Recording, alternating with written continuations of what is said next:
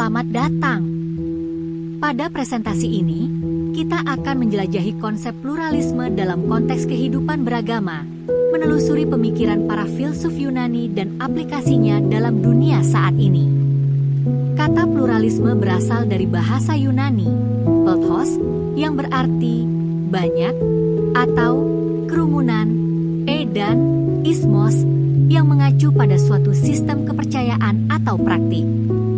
Pluralisme menyiratkan keberadaan beragam sistem kepercayaan dan cara hidup dalam suatu masyarakat.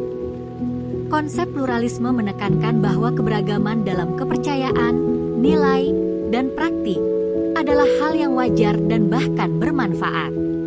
Ia menentang pandangan monolitik yang hanya mengakui satu kebenaran dan satu cara hidup.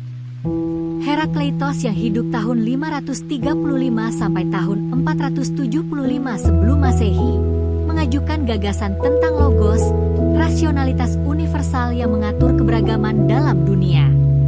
Ia percaya bahwa harmoni muncul dari keberlawanan seperti siang dan malam atau perang dan damai. Dalam konteks pluralisme, Herakleitos mengajarkan bahwa keberagaman dan perbedaan bukanlah pertentangan, tetapi jalan menuju harmoni. Ia menekankan pentingnya memahami dan menerima berbagai perspektif untuk membangun keseimbangan dalam kehidupan. Anaxagoras yang lahir tahun 500 sampai dengan tahun 428 sebelum Masehi mengusulkan teori bahwa segala sesuatu terdiri dari benih atau partikel yang beragam, nous atau intelek. Ia menyatakan bahwa realitas bukan satu kesatuan homogen, tetapi terdiri dari berbagai elemen yang saling berinteraksi. Dalam konsep pluralisme, Anaxagoras menekankan bahwa keberadaan berbagai elemen dan interaksi di antara mereka membentuk dunia yang kita lihat. Ia mengusung gagasan bahwa keberagaman bukanlah ancaman, tetapi sumber kekayaan dan kompleksitas realitas. Dalam pluralitas tata politik, Aristoteles membaginya ke dalam 3 bagian yaitu 1. Keutamaan negara, yaitu dalam politik, negara yang baik adalah yang mampu mengakomodasi keberagaman dalam masyarakat atau plurtos. 2. Harmonisasi kepentingan. Ia percaya bahwa harmoni dalam komunitas politik berasal dari kemampuan mengelola berbagai kepentingan kelompok. Negara yang baik dapat membangun konsensus dan keseimbangan di antara kelompok-kelompok yang berbeda.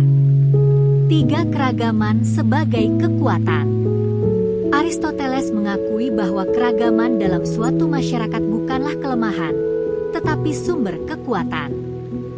Keberagaman menciptakan dinamika yang kreatif dan mendorong kemajuan sosial. Dalam konteks kehidupan beragama, pluralisme mengandung 3 gagasan pokok yaitu 1. Kebebasan beragama, yang ditekankan pada hak setiap individu untuk memilih dan mempraktikkan agamanya tanpa paksaan atau diskriminasi. 2. Toleransi dan dialog yang menekankan pada pentingnya memahami, menghormati, dan bekerja sama dengan pemeluk agama lain. 3. Kesejahteraan bersama, yang ditekankan pada tujuan untuk membangun masyarakat yang damai dan sejahtera. Ia mengakui bahwa keberagaman agama dapat menjadi sumber kekuatan dan kemajuan. Pluralisme dalam era globalisasi.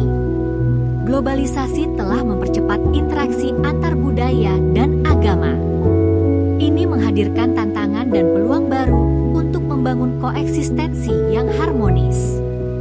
Oleh karena itu, diperlukan dialog dan pemahaman yang lebih dalam di antara kelompok-kelompok agama yang berbeda untuk mempromosikan perdamaian dan kerjasama global. Ia membantu mencegah konflik dan membangun masyarakat yang toleran dan inklusif.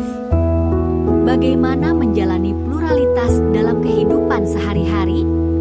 Menjalani pluralitas mengharuskan kita mengembangkan empati dan rasa hormat terhadap kepercayaan dan praktik agama lain, serta membangun dialog dan komunikasi yang terbuka dan jujur dengan orang-orang dari berbagai agama adalah kunci keberhasilan dalam kehidupan pluralis. Selain itu, kerja Kerjasama dan gotong royong antar umat beragama dapat menghasilkan solusi yang lebih baik untuk tantangan bersama dan membangun masyarakat yang lebih kuat. Pluralisme dalam agama Kristen mengacu pada sikap pengakuan, penerimaan, atau penghormatan terhadap keberagaman agama dan kepercayaan, baik di dalam tubuh Kristen itu sendiri maupun dalam hubungan Kristen dengan agama-agama lain. Pluralisme dalam agama Kristen mengacu pada sikap pengakuan, penerimaan, atau penghormatan terhadap keberagaman agama dan kepercayaan, baik di dalam tubuh Kristen itu sendiri maupun dalam hubungan Kristen dengan agama-agama lain.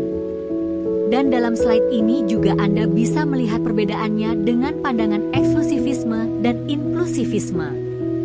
Dasar teologi dalam kekristenan diambil dari 1. Kejadian pasal 1 ayat 26 sampai ayat 27. Ini menjadi dasar penghormatan terhadap semua individu, terlepas dari agama atau keyakinan mereka, yang kemudian disebut dengan imago Dei, yaitu semua manusia diciptakan menurut gambar dan rupa Allah. 2. Yesus memerintahkan untuk mengasihi Allah dan sesama manusia sebagai hukum tertinggi. Matius pasal 22 ayat 37 sampai ayat 40. Ini menunjukkan bahwa kasih Kristiani melampaui batas agama dan budaya. 3. Roma pasal 2 ayat 14 sampai 16. Paulus mengakui bahwa bangsa-bangsa lain yang tidak memiliki hukum Taurat dapat hidup sesuai dengan hukum moral yang tertulis dalam hati mereka, yang dapat dipahami sebagai pengakuan akan kebenaran di luar agama Yahudi atau Kristen. Salah satu teolog yang dikenal sebagai tokoh pluralisme agama adalah John Hay. Menurutnya, semua agama besar di dunia merupakan respons manusia terhadap realitas transenden yang sama, meskipun dalam bentuk yang berbeda-beda. Gereja Katolik Indonesia aktif dalam dialog antaragama, terutama melalui Komisi Hubungan Antaragama dan Kepercayaan atau HAK. Misalnya, kerjasama antara umat Kristen dan Muslim dalam proyek-proyek sosial di NTT mencerminkan semangat pluralisme. Selain itu, perayaan Natal bersama antar denominasi Kristen di berbagai kota di Indonesia, termasuk Kupang, menunjukkan penghormatan terhadap keberagaman teologis internal. Inilah contoh-contoh penerapan pluralisme dalam kekristenan. Pluralisme dan moderasi beragama merupakan dua konsep yang saling berkaitan dalam membangun harmoni dan toleransi di masyarakat yang beragam. Keduanya berkontribusi pada pengelolaan keberagaman agama, namun dengan fokus yang sedikit berbeda. Pluralisme lebih menekankan pada pengakuan dan penerimaan keberagaman agama, sedangkan moderasi beragama berfokus pada pendekatan yang seimbang dalam beragama, menghindari ekstremisme atau fanatisme. Pluralisme adalah pengakuan atas keberadaan dan nilai dari berbagai tradisi agama. Dalam konteks ini, pluralisme beragama menekankan pentingnya memahami bahwa keberagaman agama adalah realitas yang harus diterima, dihormati, dan dijadikan landasan untuk dialog dan kerjasama. Moderasi beragama adalah sikap yang menekankan keseimbangan dalam memahami dan mempraktikkan agama, menghindari ekstremisme baik liberal maupun radikal. Moderasi beragama bertujuan untuk menjaga harmoni sosial, dengan menjadikan nilai-nilai kasih sayang, toleransi, dan keadilan sebagai panduan utama. Untuk lebih jelasnya, mari kita lihat penerapan pluralisme dalam kekristenan yang dilakukan oleh Gereja Katolik di Indonesia. Presentasi ini akan membahas bagaimana Gereja Katolik di Indonesia mempraktikkan nilai-nilai pluralisme dan moderasi beragama, serta bagaimana konsep-konsep ini dapat diterapkan dalam kehidupan sehari-hari. Di dalam Gereja Katolik di Indonesia, terdapat suatu komisi yang diberi nama Hubungan Antaragama dan Kepercayaan atau Komisi HAK yang aktif dalam dialog antaragama. Selain melakukan dialog, mereka juga melakukan aksi nyata dengan melakukan kerjasama antar umat beragama dalam proyek-proyek sosial, seperti di NTT, yang mencerminkan semangat toleransi dan gotong royong. Contoh lain dari praktek pluralisme dalam kekristenan adalah gerakan oekumenis yang bertujuan menghargai keberagaman internal yang diwujudkan dengan salah satunya adalah perayaan Natal bersama antar denominasi Kristen di berbagai kota di Indonesia, termasuk Kupang, menunjukkan penghormatan terhadap keberagaman teologis. Gerakan oekumenis menekankan persatuan dalam keragaman, membangun dialog dan kerjasama antar denominasi. Sebagai catatan akhir dari pertemuan hari ini, perlu ditekankan bahwa pluralisme dan moderasi beragama adalah dua konsep yang saling melengkapi, di mana pluralisme mengakui dan menghargai keberagaman agama dalam suatu masyarakat, sedangkan moderasi beragama memastikan bahwa pengakuan atas keberagaman dilakukan dengan sikap yang seimbang tanpa ekstremisme.